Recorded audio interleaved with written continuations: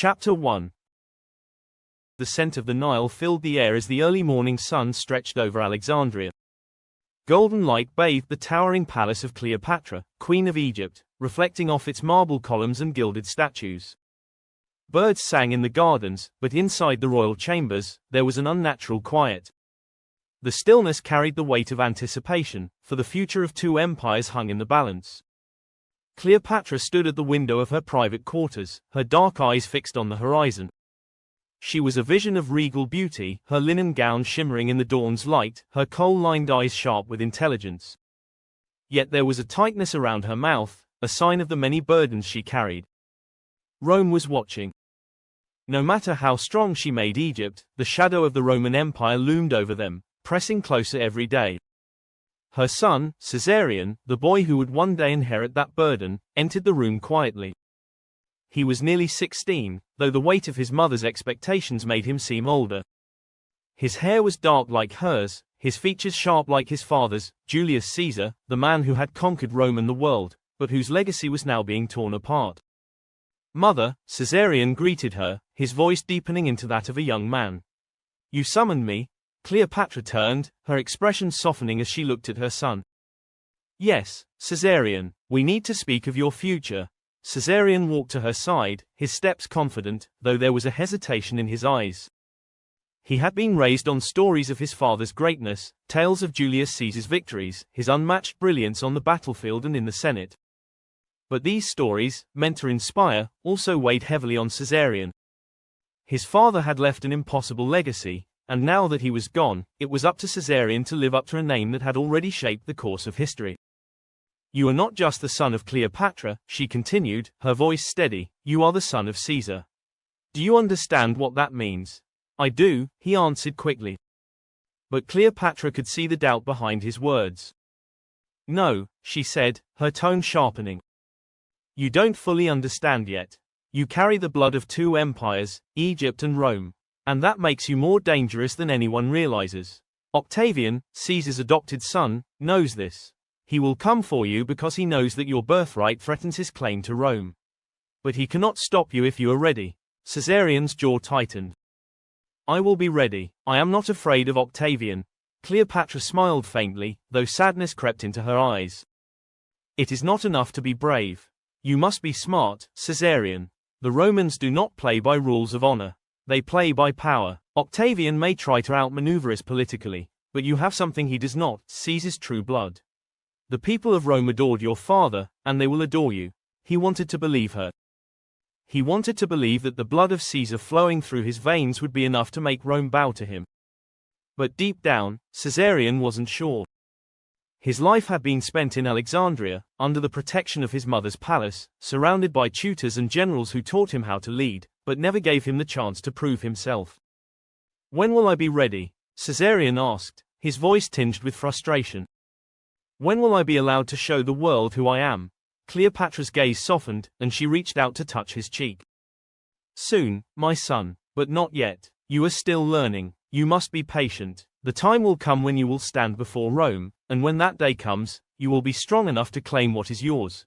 Meanwhile, far to the west, in the city of Rome, Gaius Octavius sat in the halls of his grand villa, surrounded by the spoils of his political victories. He had been Julius Caesar's adopted son, named in the great man's will as his heir. But Octavian knew the truth. Caesarion, the boy born of Caesar and Cleopatra, was Caesar's real son. And as long as Caesarion lived, Octavian's claim to the empire would be questioned. Octavian's brow furrowed as he stared at the map of the Mediterranean on the table before him. "Egypt," he muttered to himself, his voice cold and calculated. The jewel of the Nile. It had been nearly 2 years since the death of Julius Caesar, and in that time, Octavian had consolidated power in Rome, defeating his rivals with both force and cunning. Now, only one true rival remained, Mark Antony, Caesar's former general, who had aligned himself with Cleopatra. And through Antony, Caesarion's claim to Rome lingered like a shadow over Octavian's ambitions. "The boy must be eliminated," Octavian said quietly to Agrippa, his most trusted general. "As long as Caesarion lives, there will always be those who question my right to rule. He is a symbol, a dangerous symbol." Agrippa nodded. He was a man of action, with little patience for politics. Then we march on Egypt. Octavian smiled faintly, but there was no warmth in it. Not yet. Antony and Cleopatra have made Egypt strong. If we attack too soon, we risk a lengthy war. No, we must be smart. We must wait for Antony to make a mistake. Men like Antony always do. Back in Alexandria, Caesarion stood on the balcony overlooking the vast city that stretched toward the horizon. The wind tugged at his robes, and the sun was now fully risen, casting light over the ancient temples and bustling streets below. From up here, the city looked serene, but Caesarion knew that his world was built on a fragile foundation. Mark Antony's legions, though mighty, could not stand against the full force of Rome. And yet, Caesarion's mother seemed so certain that they would win, that he would ascend to his rightful place as Caesar. His heart swelled with pride and fear. He was not just the prince of Egypt, he was the heir to Rome itself. But that path was filled with danger. Octavian, with his cold eyes and relentless ambition, would not rest until Caesarion was dead. A deep breath steadied Caesarion. If his father had conquered the world, perhaps he could too. Perhaps, when the time came, he would be more than just the son of Cleopatra. He would be Caesar. But the boy wondered, as the sun rose higher, how much longer he could remain a boy in a world that demanded a man, and an emperor. Chapter 2. Tension in Alexandria had thickened, like the oppressive heat that clung to the city as summer reached its peak.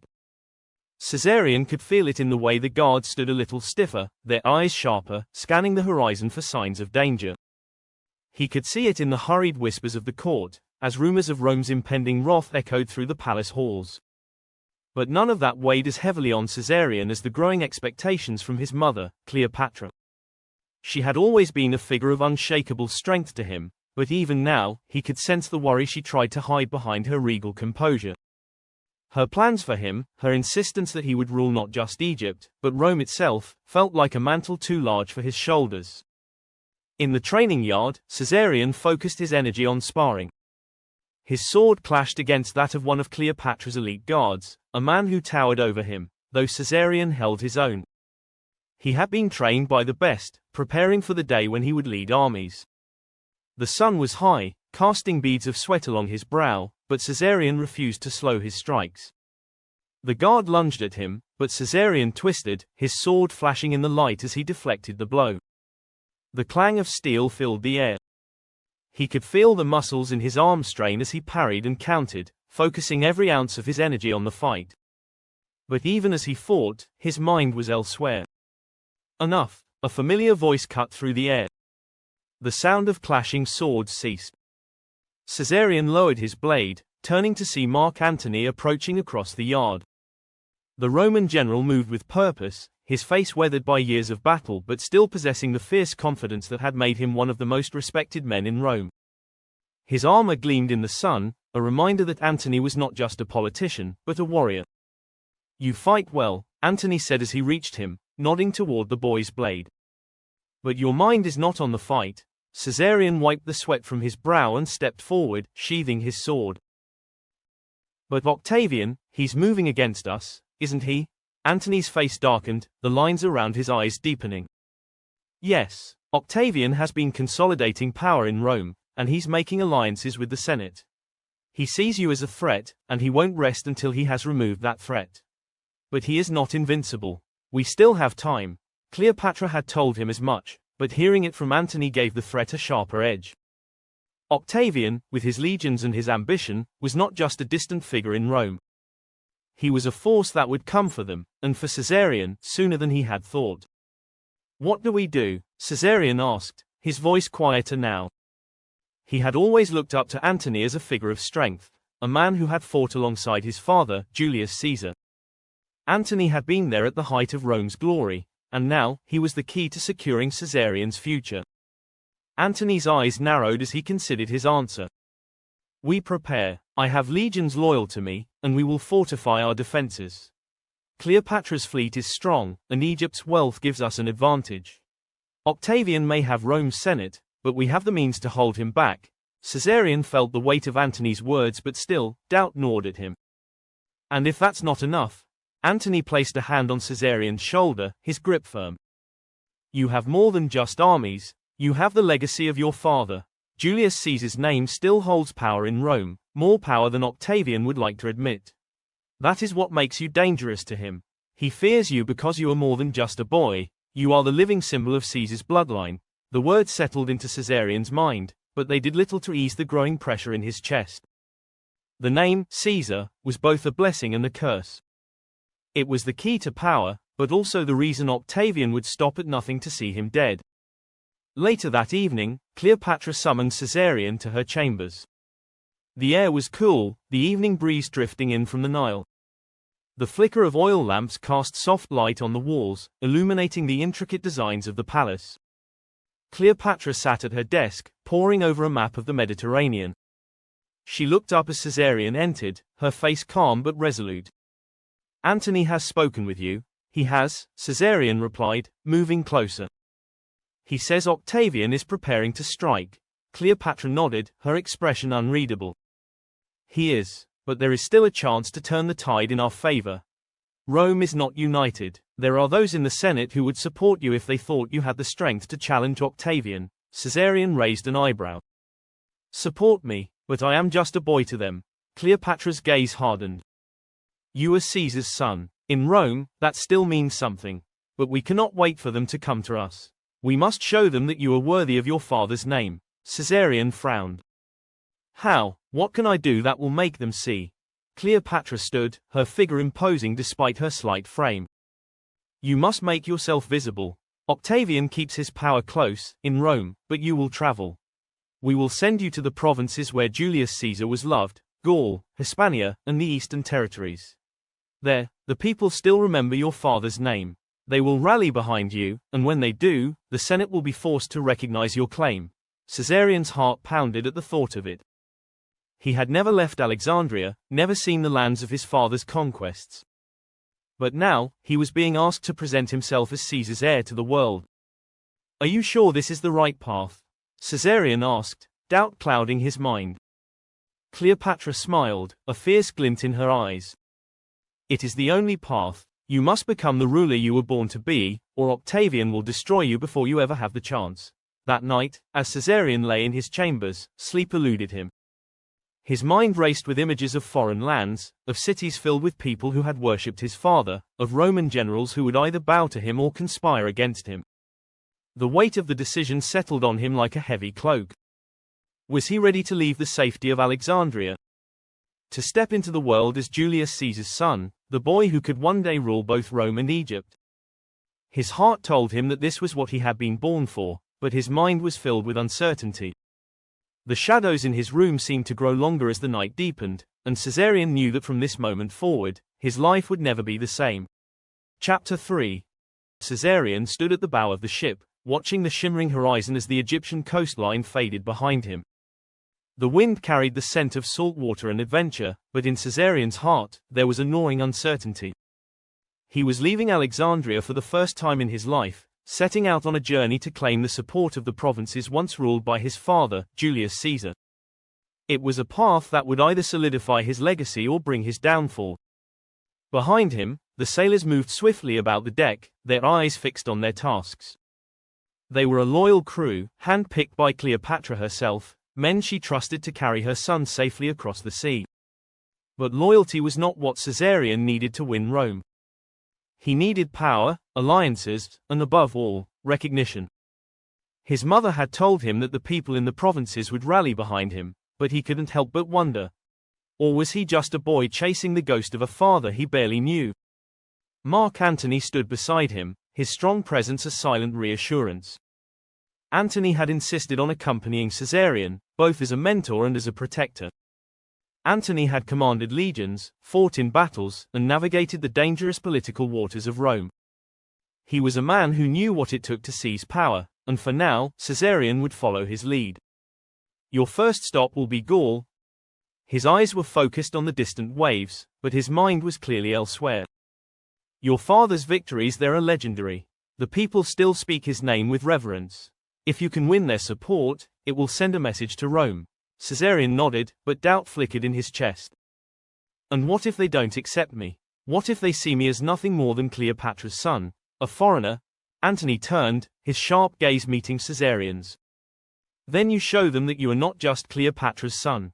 You are Caesar's son. That is the name that carries weight. But more than that, you must show them strength. Rome respects power, not birthright alone. You must earn their loyalty. Caesarion knew Antony was right. This journey was more than a political maneuver, it was a test. A test of whether or not he could become the man his mother and Antony believed he could be. A test of whether he could truly embody the legacy of his father. The journey across the Mediterranean was long, and as the days passed, Caesarion found himself growing more anxious. He spent his time studying maps of the provinces, learning about the people he would soon meet, and practicing with his sword. Antony had arranged for him to spar with the soldiers aboard the ship, and though they fought well, Caesarion could sense that they held back out of respect for his status. It only frustrated him more. One evening, as the sun dipped below the horizon, casting a golden glow across the sea, Caesarion sat alone on the deck, his thoughts churning. He had never felt so distant from home, and yet, this was the path he had chosen. The path his mother had set him on. The sound of footsteps approached, and Caesarion looked up to see Antony walking toward him. The general sat down beside him, his expression uncharacteristically soft. "You're thinking too much," Antony said, leaning back against the ship's rail. "Worrying about what's to come won't change anything. You'll face what you need to when the time comes." Caesarion sighed. "It's hard not to think about it. I've never been outside of Egypt, and now I'm expected to win over the people of Gaul, Hispania, and the eastern provinces. I'm supposed to be Caesar, but I feel like a child playing dress-up in his father's clothes." Antony chuckled, though there was a note of seriousness in his voice. "Every man who's ever worn a crown has felt that way at some point. The trick is convincing the world that you're not just wearing the crown, you've earned it." Caesarion stared out at the sea. "And how do I convince them? How do I prove I'm more than just my father's shadow?" Antony's gaze hardened, and for a moment, Caesarion saw a glimpse of the man who had fought beside Julius Caesar in the most brutal of battles. "You show them you're not afraid to take what's yours. Power is not something given, it's something you seize." Days later, the coastline of Gaul appeared on the horizon, rugged and green, the land where Caesar had once built his empire through blood and strategy. As they approached the shore, Caesarion's heart raced. He had been briefed on what to expect, but nothing could fully prepare him for the task ahead. Gaul was no longer a battlefield, it was a Roman province, and he would have to navigate the politics of its people, earning their trust and loyalty. As the ship docked, a delegation of local leaders awaited them. They were dressed in fine Roman attire, but their faces were stern, their eyes watchful. Caesarion could feel their judgment before they even spoke. These were not men who would bow easily to a boy, even if that boy carried Caesar's name. Antony stepped forward to greet them, his presence commanding. "Leaders of Gaul," he said, his voice booming with authority, "I present to you Caesarion, son of Julius Caesar, your rightful heir." There was a murmur among the Gaulish leaders, their eyes narrowing as they studied the boy before them. One of the men, a tall figure with graying hair, stepped forward. His name was Lucius Valerius, a man who had once fought alongside Caesar during the Gallic Wars. "Is this true?" Lucius asked, his voice filled with skepticism. "Are you the son of Caesar, or just a boy playing at power?" Caesarion felt a flash of anger, but he suppressed it, stepping forward to meet Lucius's gaze. "I am Caesar's son," he said, his voice steady. "And I am here to continue his legacy, not just in name, but in action. My father built this empire, and I will ensure it endures." Lucius studied him for a long moment, his eyes hard, before he finally nodded. "We shall see. We shall see if you are truly your father's son." The other leaders remained silent, their expressions guarded, but Caesarion could sense their reluctance. He had much to prove. That night, the delegation hosted a feast in Caesarion's honor. The hall was filled with food, wine, and laughter, but there was an undercurrent of tension. Caesarion sat at the head of the table, with Antony at his side, watching the Gaulish leaders as they spoke in low voices among themselves. Their respect for Antony was clear, he was a man of proven strength. But Caesarion could feel their eyes on him, judging him, waiting for him to falter. As the evening wore on, Lucius raised his cup, his gaze fixed on Caesarion. "Tell me, young Caesarion," he said, his voice loud enough for all to hear, "what will you do to win the hearts of the Roman people? They may have loved your father, But what have you done? The room fell silent. Caesarion felt the weight of every gaze upon him. He knew this was a test, and how he answered would define his place among these men. He stood, lifting his own cup, his voice strong and clear. My father conquered these lands, not just with swords, but with his vision for a united empire. I will honor that vision, but I will also make my own mark. I will show the people of Rome that I am not just my father's son, I am Caesarion, and I will rule with both wisdom and strength. If I must fight to prove it, I will. Lucius raised an eyebrow, but a small smile tugged at the corner of his mouth. Well said, perhaps you are more than just a shadow after all. Chapter 4. The grand city of Rome loomed like a distant storm on Caesarion's mind as he traveled deeper into the provinces. His journey through Gaul had begun with uncertainty, but after days of meetings and negotiations, Caesarion had begun to see the possibility that his father's legacy might carry him further than he had imagined. The people remembered Julius Caesar. They spoke his name with reverence, and though they viewed Caesarion with skepticism, he could see in their eyes the spark of something more. Hope, perhaps. Hope that this boy could reignite the glory of Caesar's rule. But doubt still gnawed at him. What was hope when it was weighed against Octavian's cold ambition? Caesarion had felt it in every conversation, the unspoken truth that lingered in the air. Julius Caesar's son was only as strong as his ability to seize power, and the world waited for him to prove it. The journey from Gaul to Hispania took weeks, and with every mile, Caesarion felt the pressure building.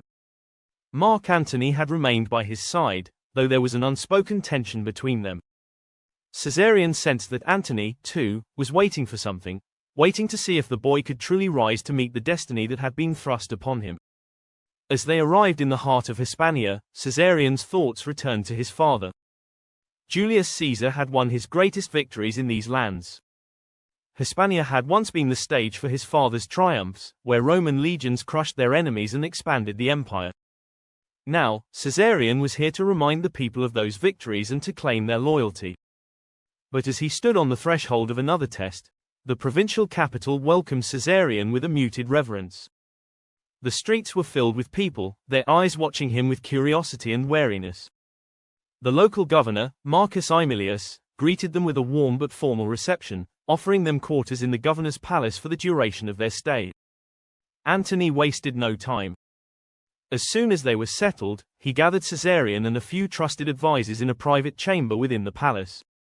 A large map of Hispania spread across the table, the flickering light from torches casting long shadows over it. We don't have the luxury of time here, Antony began, his voice low and commanding. Octavian is already consolidating power in Rome. His influence is growing, and he's reaching into the provinces. If we are going to build the support we need, we must act swiftly. Caesarion nodded but said nothing. He could feel the weight of Antony's gaze on him, and though the general was his ally, Caesarion couldn't shake the feeling that Antony was also testing him. Marcus Aemilius, Antony continued, gesturing toward the governor's name on the map, is loyal to us for now. But loyalty is fragile, especially when Octavian offers security. We need more than promises. We need the support of the people and the military here. Caesarion looked down at the map, tracing the lines of the province with his eyes. And how do we win that support? Antony's expression tightened. We remind them of your father's legacy. But we also need to show them something new. The people want to see strength, and they want to know that you are not just a boy. You must make them believe that you are ready to lead. And if they doubt me? Caesarion asked, his voice betraying a flicker of uncertainty. Antony's eyes hardened. Then you give them no reason to doubt. You do whatever it takes. The next day, Caesarion and Antony met with the local military commanders and influential landowners, men who held sway over the region.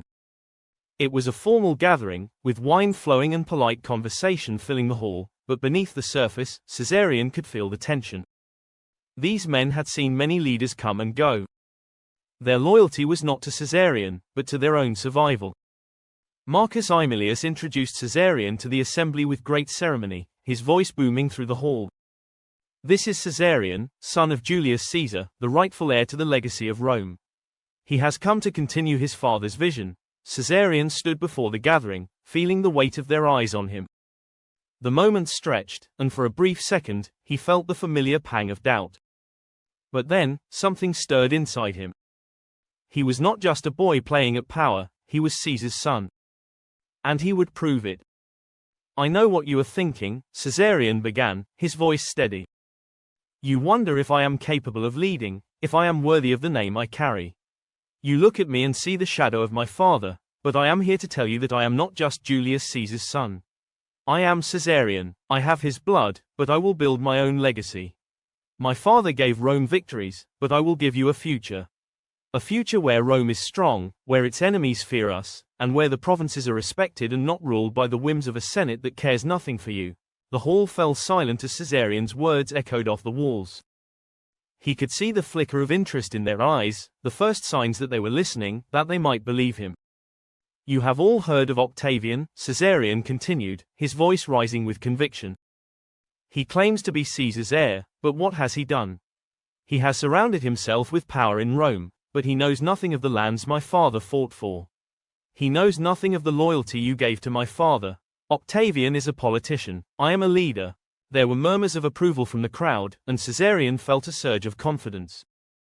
He had them now, he could feel it. I will not ask for your loyalty, Caesarion said, his tone softening, I will earn it. Together, we will ensure that Rome's future is one where its provinces are respected, where its people are strong. But I need your trust, and I need your strength.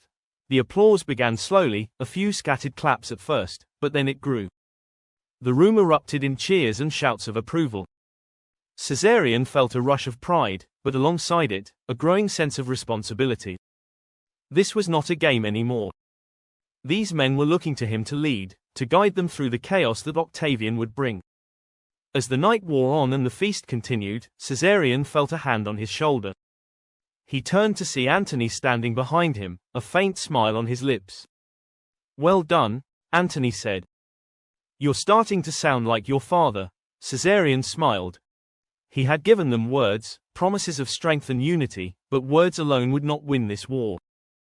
He would have to deliver on those promises, and he knew that soon, Octavian would test every claim he had made. In the days that followed, Caesarion and Antony traveled throughout Hispania, meeting with more commanders and influential leaders. The people's response was growing warmer, their skepticism slowly turning into cautious support. Caesarion was beginning to believe that he might actually succeed in rallying these lands to his cause. But even as their progress continued, a shadow lingered over them, the shadow of Rome. Late one night, as Caesarion sat in his quarters, a messenger arrived from Gaul, his face pale and drawn with fear. He handed Caesarion a sealed letter, and as Caesarion broke the wax and read the words within, his heart froze. Octavian had sent a legion into Gaul. The time for talk was over. The war had begun. Chapter 5. The air in Hispania had grown tense with the news of Octavian's legion marching into Gaul. The easy smiles and warm reception Caesarion had received only days before were gone, replaced by whispered doubts and worried glances. The men who had praised him for his speeches and promises now questioned whether he could lead him through the storm that was coming. Caesarion could feel it. Everywhere he went, the air was thick with anticipation. War was no longer just a distant threat, it was here. Mark Antony paced back and forth in the governor's palace, his brow furrowed, his steps quick. Caesarion sat across from him, staring at the map of Gaul spread across the table. The map's inked lines and boundaries seemed to blur in his vision, weighed down by the reality of what was happening. They've already made their move, Antony muttered, slamming his hand against the table. Octavian is playing his hand early, forcing us to react. Damn him. Caesarion looked up, meeting Antony's sharp gaze. We expected this, didn't we? We knew Octavian would come for us. We expected him to consolidate his power in Rome first, Antony shot back, frustration evident in his voice. But he's skipped that step. He's moving faster than we anticipated, and that changes everything. Caesarion leaned forward, studying the lines of the map. He knew what was at stake. Octavian wasn't just sending a message, he was starting the war that would determine the fate of the Roman Empire. It was a move to crush Caesarion before he could fully rally the provinces to his side. If Octavian succeeded in Gaul, the momentum would shift completely, and Caesarion's claim to power would crumble before it had truly begun. What do we do now?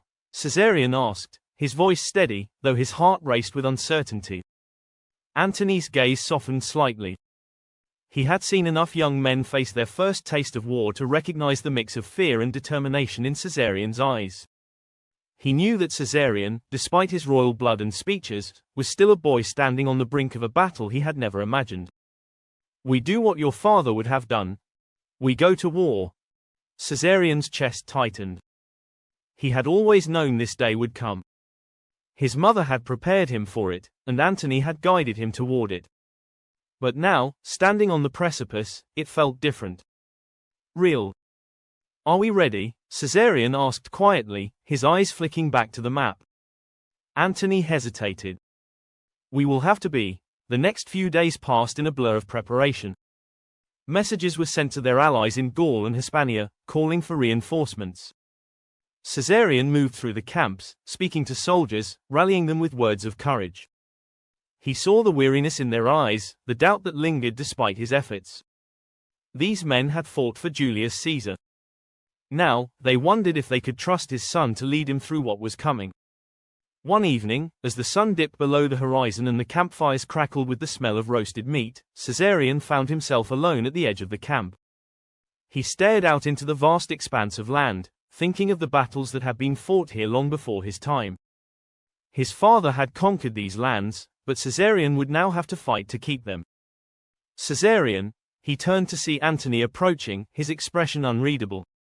The general came to stand beside him, arms crossed, staring out at the darkening landscape. "You're thinking too much again," Antony said quietly. "I keep wondering if I'm ready for this. What if I'm not?" Antony studied him for a moment, then sighed. "No one is ever truly ready for war. Not even your father was.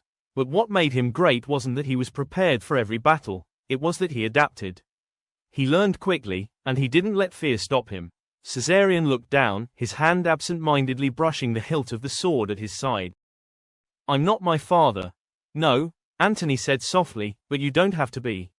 You're Caesarion, and that name will be enough, as long as you believe it is." Caesarion nodded, though the knot in his chest remained. He had to believe it. The lives of thousands would soon depend on it. The next morning, Caesarion and Antony led their forces north toward Gaul. The march was long and grueling, but there was no time to rest. Octavian's legion was already moving, and Caesarion knew that they couldn't afford to be slow. As they crossed the border into Gaul, Caesarion's nerves heightened. The land seemed different now, darker, heavier. It was as if the looming conflict had cast a shadow over everything. The soldiers marched in near silence, the tension growing with every step they took toward the inevitable clash. By the time they reached their rendezvous point, the air had turned cold, and clouds loomed above, thick with the promise of rain.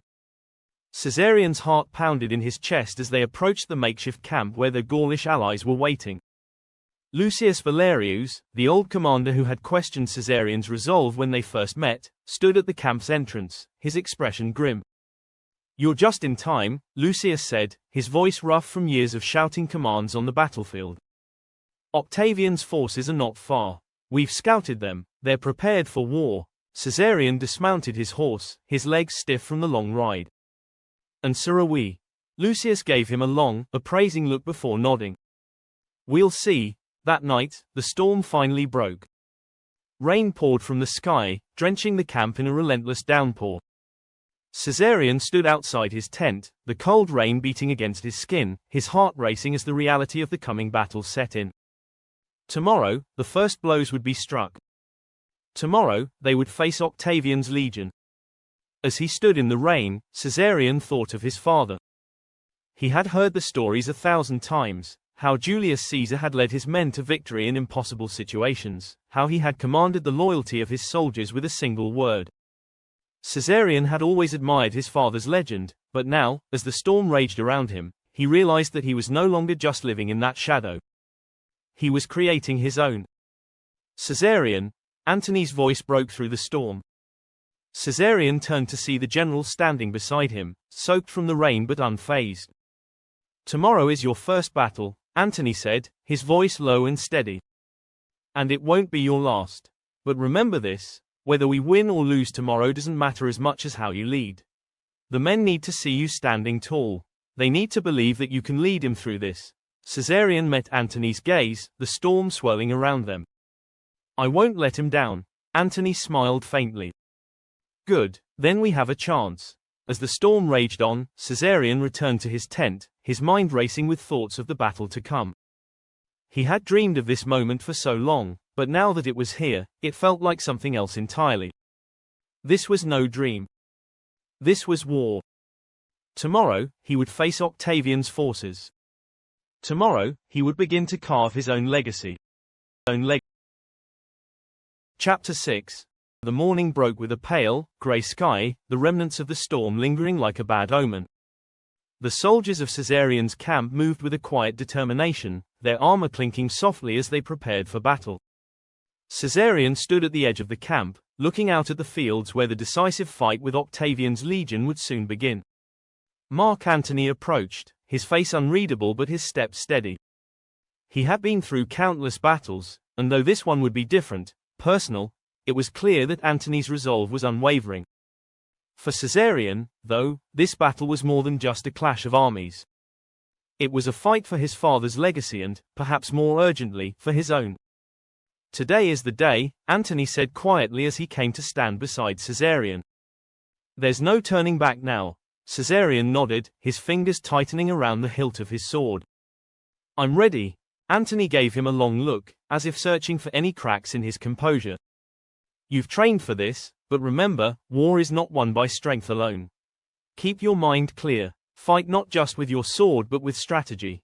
You are Caesar's son, lead like it. The young man turned to face Antony, his gaze steady. I will. I won't let you down. A small smile tugged at Antony's lips, though it was tinged with the weight of what was to come. Good, then let's win this. The two armies faced each other across a muddy field. Caesarion could see Octavian's forces lined up in the distance, their banners fluttering in the cold wind. They stood as an imposing wall of Roman discipline, their shields gleaming under the weak light of the sun. Caesarion's heart pounded in his chest as he looked at him, feeling the magnitude of the moment. This was no ordinary battle. This was the clash of futures, the decisive moment that would determine which Caesar would lead Rome. As Caesarion rode along the front of his forces, the soldiers' eyes followed him, waiting for the young leader to speak. His hands tightened around the reins of his horse, his thoughts racing. He had practiced this speech in his mind countless times, but now that the moment had come, the words seemed harder to summon. He stopped his horse and looked out at the faces of the men who would fight for him, his voice strong but filled with the weight of responsibility. Men of Rome, he began, today we fight not just for ourselves but for the future of this empire. We fight for the legacy of Julius Caesar, for the vision of a united Rome, a Rome that respects its provinces, that is ruled by strength and honor. The soldiers were silent, their attention locked on Caesarion's every word. My father built this empire, but it is up to us to protect it. Octavian claims to be the rightful heir, but he is not. He does not understand what it means to lead men, to earn loyalty. We will show him today that Rome's future belongs to those who have the strength to fight for it. A ripple of approval moved through the ranks, the men nodding and gripping their weapons tighter. Caesarion felt his confidence grow. This was his moment. Fight with everything you have, Caesarion called out, his voice rising above the din of the gathering forces. Fight for Rome, fight for Caesar, and fight for victory. The soldiers cheered, their voices carrying across the field, a wave of sound that crashed against Octavian's forces. Caesarion turned to Antony, who nodded approvingly. Lead them well, Antony said quietly. The battle began with a roar. The clash of swords and the thunder of charging cavalry filled the air as the two armies collided. Caesarion rode into the thick of the fight, his sword flashing in the morning light as he cut through the enemy ranks. His training took over, each strike precise, his movements fluid. He fought with a ferocity that surprised even him, his mind focused on one thing, victory. The battle raged on, and though Caesarion's forces fought valiantly, Octavian's legion was strong and well disciplined. The tide of the battle ebbed and flowed, each side gaining ground only to lose it again. Antony's voice could be heard across the field, barking orders, rallying the troops, his presence a steadying force in the chaos. But Caesarion knew that this fight was more than just about tactics. He needed to break Octavian's forces decisively, to show them that he was not a boy playing at war but a leader who could command the loyalty of Rome. As the hours passed, the battle reached a brutal crescendo. Caesarion found himself separated from his men, his horse cut down beneath him. He fought on foot now, his breath coming in ragged gasps, his sword heavy in his hand. Around him, the field was littered with bodies, the ground soaked in blood and mud. The sounds of battle seemed to dull in his ears, replaced by the pounding of his own heartbeat. And then, through the haze of the fight, Caesarion saw him, Octavian. The man who had claimed his father's legacy stood at the center of the battlefield, surrounded by his elite guard. He was younger than Caesarion had imagined, his face sharp and calculating, but there was no mistaking the cold determination in his eyes. This was it. The moment that would decide everything. Caesarion charged toward him, his sword raised, cutting through the guards that stood between him and his rival. Octavian's eyes locked onto Caesarion, and for a brief moment, time seemed to slow. This was the true battle. Not between armies, but between two men, both claiming the name of Caesar.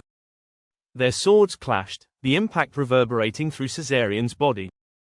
Octavian was quick, his strikes precise and ruthless, but Caesarion fought with the fury of a man who had been chasing his destiny for too long. The fight was brutal, each strike more desperate than the last, until finally, with a swift, powerful blow, Caesarion disarmed Octavian, sending his rival's sword flying across the field. Octavian fell to the ground, his face pale, his breath ragged.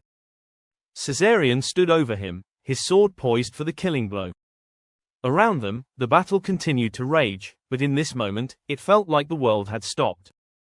"You could end it," Octavian said, his voice strained but calm. "Kill me, and you will be Caesar." Caesarion stared down at him, his heart pounding in his chest. He had dreamed of this moment for so long, the moment where he would claim his father's legacy, where he would prove himself as the true ruler of Rome. But now that it was here, he hesitated. To be Caesar, he would have to kill. Not just Octavian, but everything that tied him to the boy he had been. He thought of his mother, of Antony, of the men who had fought and died for him today. He thought of his father, the great Julius Caesar, and the weight of the name he carried. Slowly, Caesarion lowered his sword. "I will not be a murderer," he said quietly. "I will not become what you are." Octavian's eyes narrowed, but there was a flicker of something else, respect, perhaps. "You're a fool," Octavian whispered. "But maybe a noble one." Caesarion turned and walked away, leaving Octavian where he lay. The battle was over. He had won, not just the field, but something more. He had won his own future.